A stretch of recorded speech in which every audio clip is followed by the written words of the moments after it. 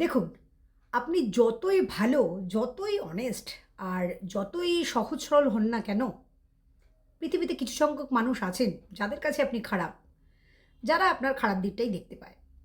আসল কারণ কি জানেন? আপনি ভালো বা অনেস্ট বা লয়াল সেটার উপরে ডিপেন্ড করে না।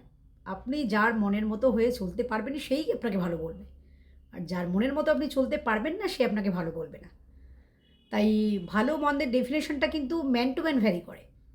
কারণ সে তার যদি সুবিধা আপনাকে দিয়ে না হয়, তাহলে সে আপনাকে খারাপ বলবে। সে আপনি যতই ভালো হন, দুনিয়ার 99% লোক যদি আপনাকে ভালো বলে, সে কিন্তু খারাপ বলবে। পৃথিবীতে এমন কোনো মানুষ নেই যারা 100% মানুষ তাদেরকে ভালো বলে। প্রত্যেকটা মানুষের মধ্যে কিছু নিন্দুক আছেন যারা খুঁত বার করবেই। মানে তাদের এটা বেসিক্যালি কাজ। তাই বলব আপনি নিজের অস্তিত্ব বা পার্সোনালিটিটা বজায় রাখবেন, রেখে কি ভদ্রভাবে চলবেন, ভালোভাবে নিজের অস্তিত্বটাকে প্রেজেন্ট করবেন লোকের সামনে? নাকি অন্যের দাবিদারি করে বাঁচবেন সেটা আপনার উপর ডিপেন্ড করে।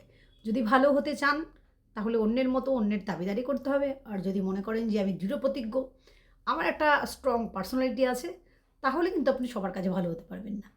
তাই ভালো মন্দের ডেফিনিশন কিন্তু ওইভাবে করা যায় না।